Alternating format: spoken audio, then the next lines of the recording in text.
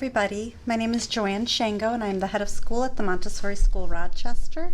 Thank you for visiting us here on our public Facebook page. We wanted to connect with all of you a little bit during this time of crisis to see how everybody is doing and to share some support that might help you get through the remaining weeks of the pandemic, or the stay-at-home order at least.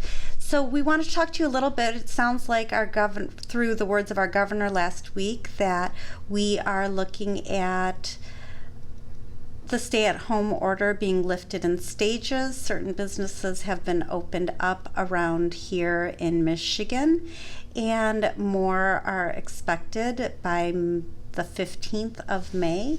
So with that on the horizon, which is a really good thing, we are still parenting at home in a different way, and it's affecting all of us. It's affecting our children, it's affecting us, it's affecting our spouses and our family members. The effects of the stay-at-home order are far-reaching, and it is, I think, overall stressful.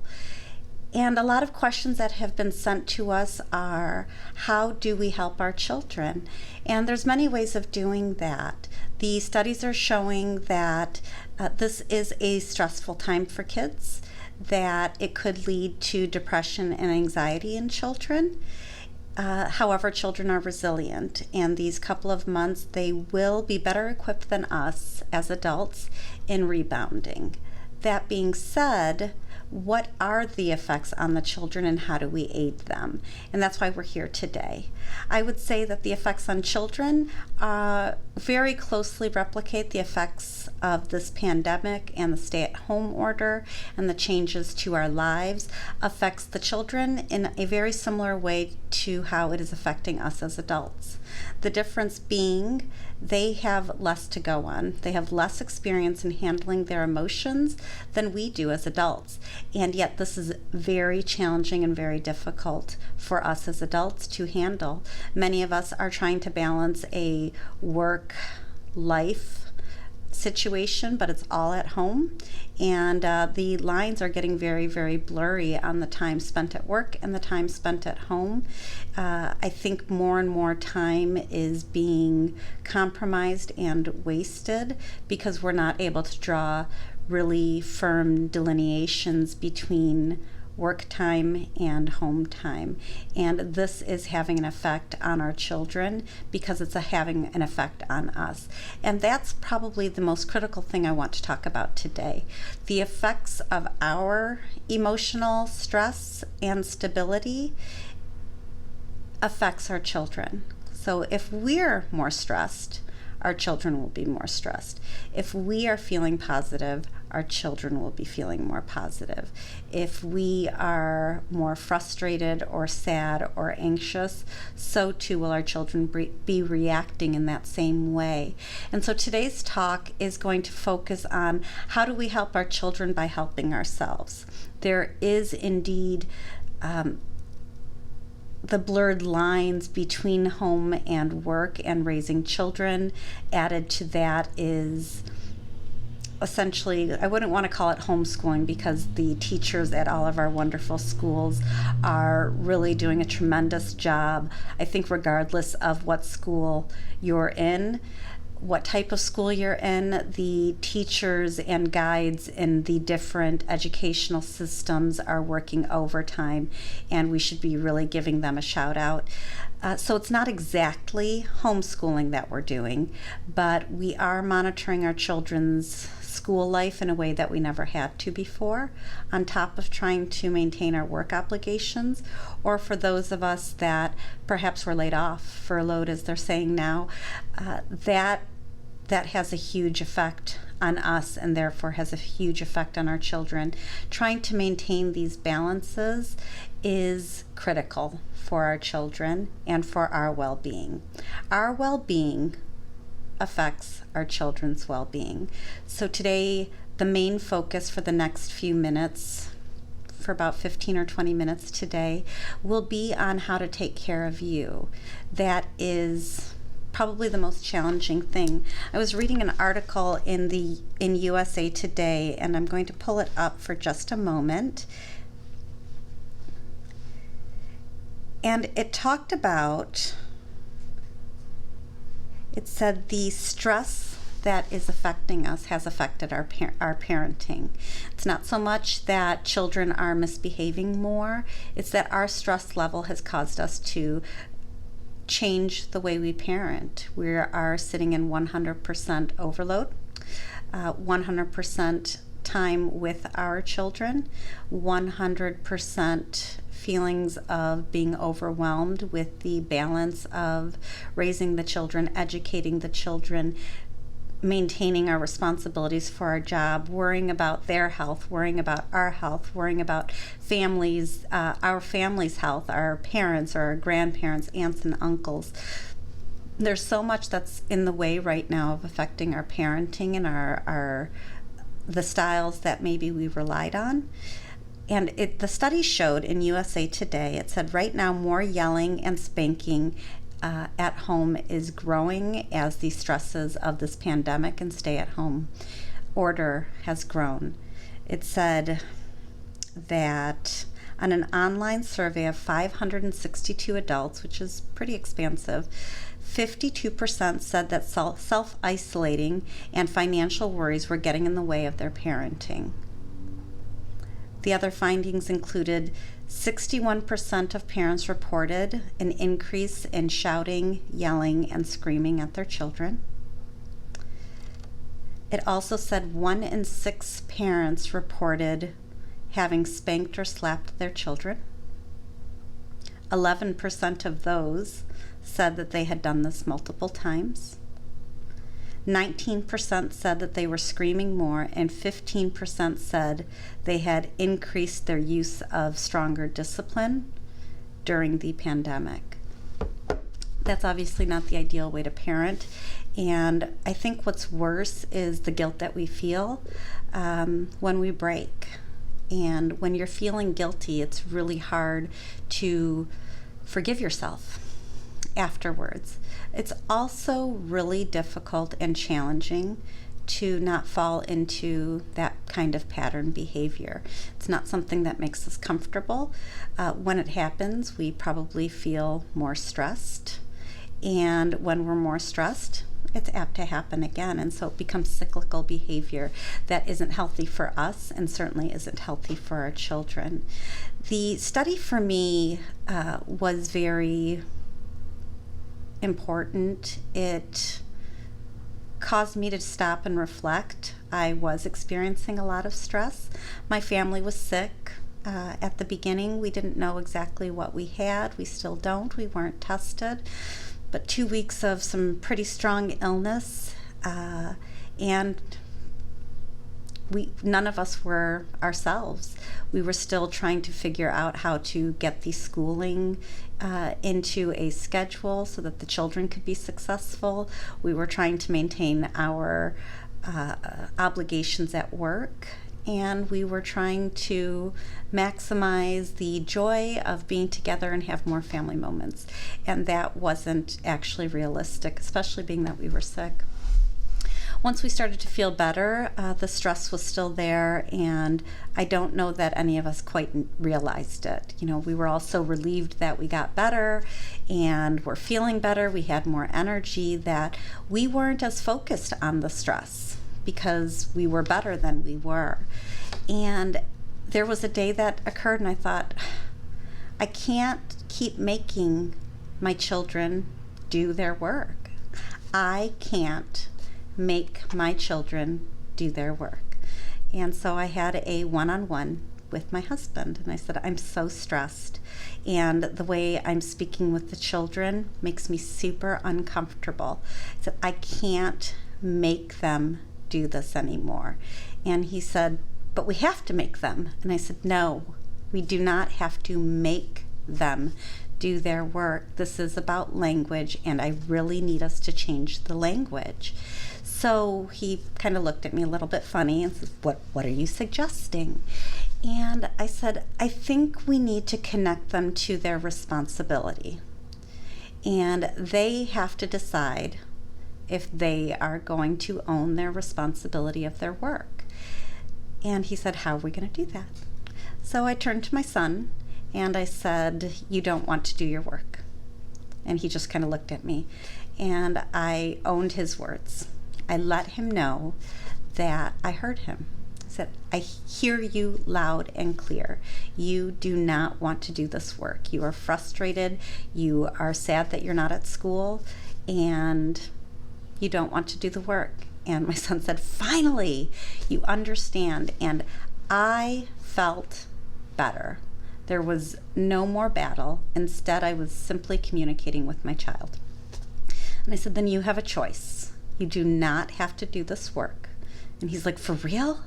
And I said, yes, absolutely. You do not have to do this work. I can't make you anymore. It makes me uncomfortable.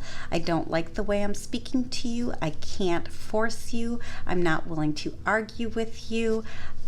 It doesn't feel good to me. So I'm letting you know you do not have to do the work. What you have to know is, in choosing to not be responsible with your work, you are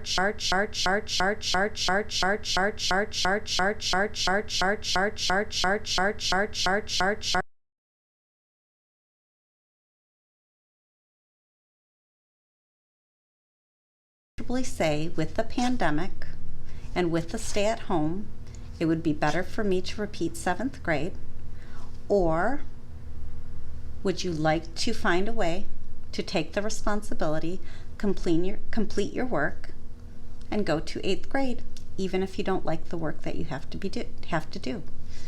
And he turned to me and he said, can I think about it? I said, you can absolutely think about it. So he went to think about it, and I felt peaceful. I was hopeful, but I was no longer stressed about it. This was going to be his decision. He came up to me about an hour later and he said, I am going to do my work. I am going to 8th grade next year, and I will take the responsibility. Through that, my husband also practiced using his words and communicating instead of trying to force or make or demand. And at this point, my son is getting his work done. Yesterday, he completed it all early, and had the rest of the day. And he said, this felt amazing, Mom. And I was like, yeah, it really does, doesn't it? And that easing of my stress and the demands that I was putting on him, trying to force a responsibility that he wasn't emotionally ready to take, changed things for him. And now he owns it. He still doesn't love it. It's not going to change that. He expresses how much he misses school. He didn't know how much he loved school at his new school, but now he is embracing it, capable, able, and when he looked at his grades the other day, he was like, whoa, I turned in all of my late work and I've got all A's and B's. I'm like, that's so crazy. When you finish your work, your fabulous, intelligent brain represents itself more fully or more authentically. And that was really huge for him. And so he is moving to that point. But it did take the removal of stress from myself and my husband to be very conscientious of our words and our approach, and to acknowledge his words, my son's words. And so I really recommend that you stay conscious to that. It is okay to acknowledge the negative, not just okay, it is vital to acknowledge all of your children's feelings and all of their words. It doesn't mean you have to agree with them, but that moment of acknowledgement gives a level of respect and opens the door for communication, which is the first step to easing that stress in parenting right now, to be able to have an honest and open communication with your children. So I really strongly recommend that. At the end of the day, what I've told my children with their friends their whole lives is, when you're shouting, yelling, or screaming, People only hear that you're frustrated or you're angry. They don't know what's wrong. They can't actually hear your words. And the same is for children with adults. So when we're able to communicate without the screaming, without the yelling, when we're able to connect with ourselves and our peace and our calm, and then communicate, it reflects upon the children, and they too are able to communicate that way. And you have a more peaceful household that I think becomes more productive, not just more peaceful.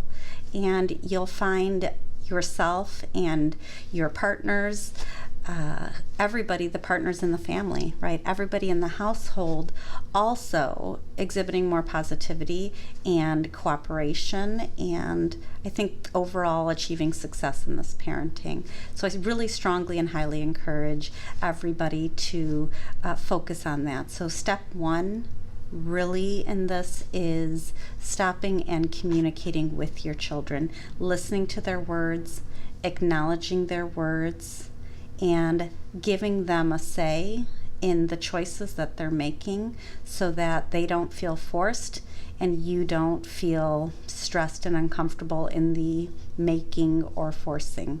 Okay? The next thing that I would ask you to do in taking care of you in order to take care of your children is to forgive yourself on your failings. None of us are perfect. It is so difficult, and often the most peaceful parent, when that parent breaks and has that moment where they've shouted or stormed off or whatever it might be, it's louder. It's more shocking because it hardly ever happens, and it feels more impactful and harder to forgive. Forgive yourself. You are human and you are fallible. One mistake does not define you. Repeated mistakes, when we can't step into ourselves and acknowledge it and forgive it and then refocus on our best self, that's a whole other story. But if you are able to refocus, if you are able to fixate or return to your best self and best parenting practices, also forgive yourself. If you're not forgiving yourself, the stress of that mistake is going to continually affect you. And you may not make that mistake again, but your stress is going to affect your children, and your children are going to feel more stressed. They might feel more hurried. They might feel less disconnected. More disconnected. They might feel a need to either take care of you in a way that isn't their responsibility, or they might feel the need to give you more and more space, and therefore removing themselves from somebody that is of very important comfort for them. So it really does have to be a focus on forgiving yourself when you make that mistake and acknowledging it. Anytime I have flubbed or made a mistake, I'm very vocal about it. I'm very clear. I let my children know that didn't make me comfortable. That voice is uncomfortable to me. It's not a voice that I enjoy. It hurts my throat. And my children are, 9, 12, and 14, and I still describe it that way. Physically, it makes me uncomfortable to use my mean voice.